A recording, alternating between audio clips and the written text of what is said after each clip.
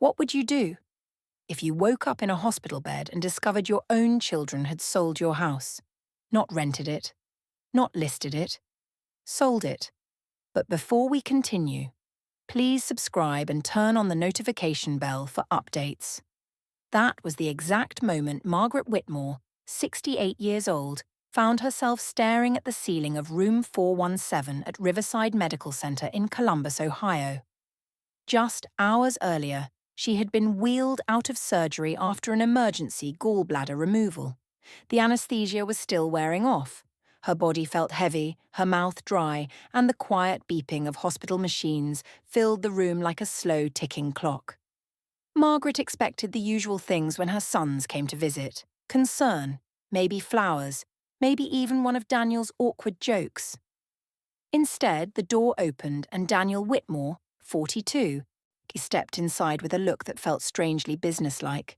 Behind him stood Lucas Whitmore, 38, hands in his jacket pockets, avoiding eye contact. Daniel didn't sit down. He didn't ask how she felt.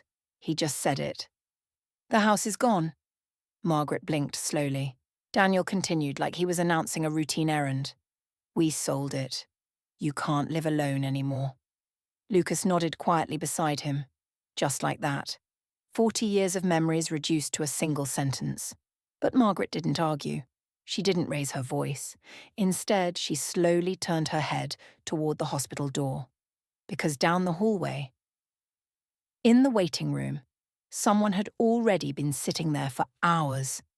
And the moment that person walked in, everything her sons thought they had secured was about to start unraveling. Wait, you sold it?" Margaret's voice was calm, almost too calm. If Daniel noticed the strange stillness in her tone, he didn't show it. Instead, he crossed his arms like a man who believed the discussion was already over. "Yes," he said, "it's done. The paperwork went through yesterday." Lucas shifted awkwardly near the window but stayed quiet. Now think about that for a second. Margaret Whitmore had owned that house for 32 years. 32. She and her late husband, Richard, bought it in 1994 when the neighborhood was still half farmland. It wasn't huge, just a modest two-story brick home with creaky stairs and a maple tree in the yard that Richard planted himself. But it was theirs.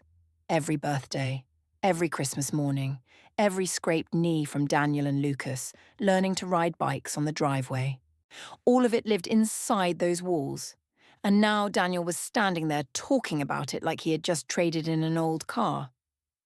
Margaret looked at him carefully. "How much?" she asked quietly. Daniel answered quickly. $380,000. Lucas nodded again, like the number made perfect sense. But something didn't add up. Because just 3 weeks earlier, Margaret had received an official appraisal notice in the mail. $520,000.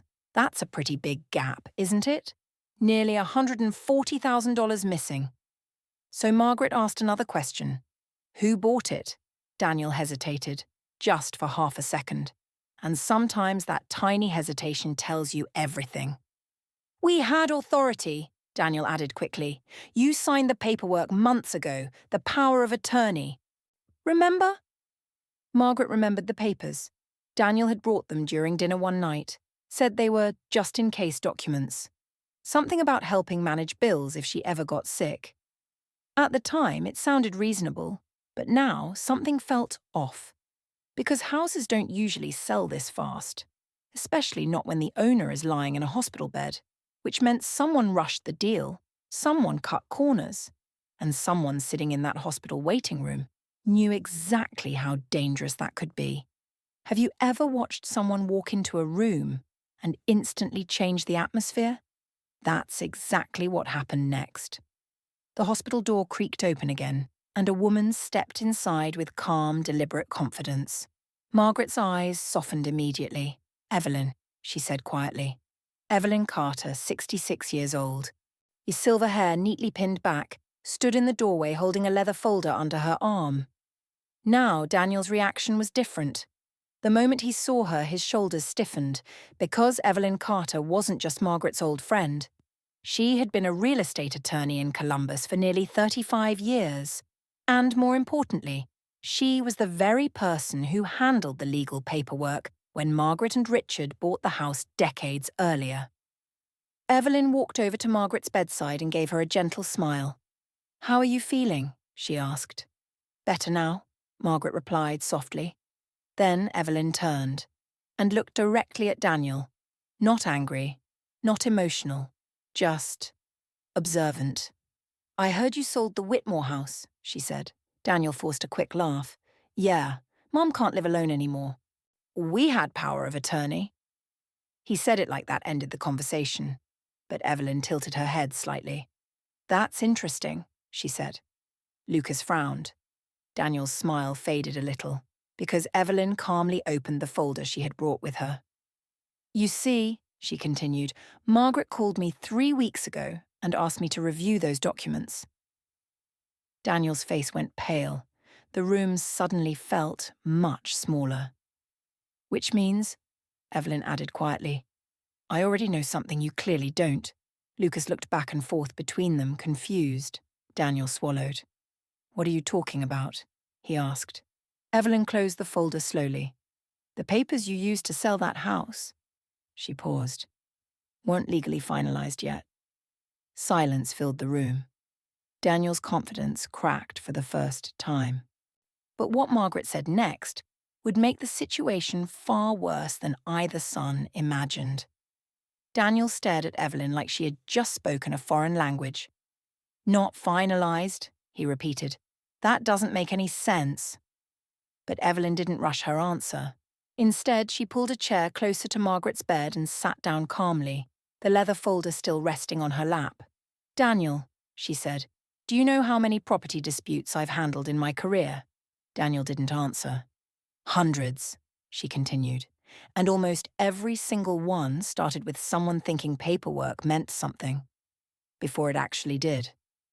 Lucas shifted uncomfortably. You could almost feel the tension tightening in the room. Daniel crossed his arms again, trying to regain control. "We had the documents. Mom signed them." Margaret watched him quietly. Evelyn nodded slowly. "Yes, she signed preliminary authorization papers," Evelyn said, "but they were never registered with the county recorder's office." Now here's something most people don't realize. Signing a document and legally activating it are two very different things. Without registration, that power of attorney Daniel relied on, it was basically meaningless in a property transaction. Lucas's eyes widened. Daniel's jaw tightened. "So what are you saying?" Daniel asked. Evelyn looked directly at him. "I'm saying the legal authority you claimed when you sold that house may not exist."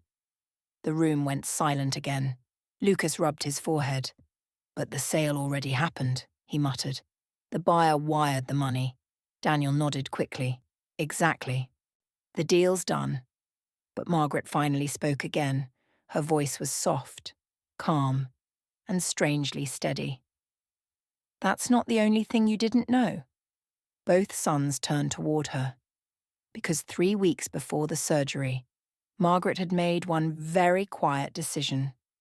A decision that involved the house, the deed, and a legal clause that Daniel never bothered to check. And when that detail came to light, the buyer who thought they had just purchased a normal home was going to learn a very expensive lesson. Let me ask you something. What happens when someone buys a house, but the house comes with a permanent resident they can't remove? That's the part Daniel never saw coming. Margaret looked at both of her sons, her voice still calm despite everything that had just been said. 3 weeks ago, she began. When Daniel kept asking me about the house paperwork, something didn't feel right. So she called Evelyn. Not because she was planning a fight, but because she had learned something after 40 years of raising 2 boys and managing a household. Trust your instincts. Evelyn nodded slightly, giving Margaret the floor. "We updated the deed," Margaret continued. "A legal clause." Lucas frowned. "What kind of clause?" Evelyn answered. "A lifetime occupancy protection." Now, here's what that means. Even if ownership of the property transfers, the registered resident, Margaret, cannot legally be removed or forced out of the home for the rest of her life. In simple terms, the house could be sold, but Margaret would still live there. Daniel's face went completely still. Wait, he said slowly. Or you're saying the buyer bought a house they can't move into, Evelyn finished. Lucas whispered under his breath. Oh no. And as if the timing had been planned by fate itself. There was a knock on the hospital door. Daniel turned, expecting an angry buyer, a lawsuit, maybe even shouting. But when the door opened, the man standing there surprised everyone. It was Dr. Amir Patel, Margaret's surgeon, 50 years old, calm, and still wearing his hospital coat. Daniel blinked. You bought the house? Dr. Patel nodded. I did. He stepped inside and looked at Margaret with a warm smile. And I'm fully aware of the occupancy clause. Daniel's entire plan collapsed in that moment, because Dr. Patel wasn't there to fight. In fact, he said something Daniel never expected to hear. Mrs. Whitmore can stay in that house as long as she wants. The room fell silent again. Margaret slowly turned to her sons. No anger, no shouting, just quiet disappointment. A home isn't just property, she said. It's trust. Daniel couldn't look at her. Lucas stared at the floor. They had tried to take control of everything, the house, the money, her future.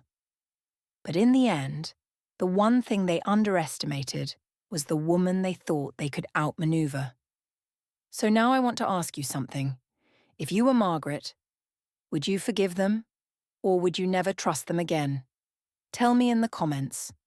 And if you enjoy stories like this, real family drama, shocking twists, and moments people never see coming, make sure you subscribe, because the next story might be even more unbelievable.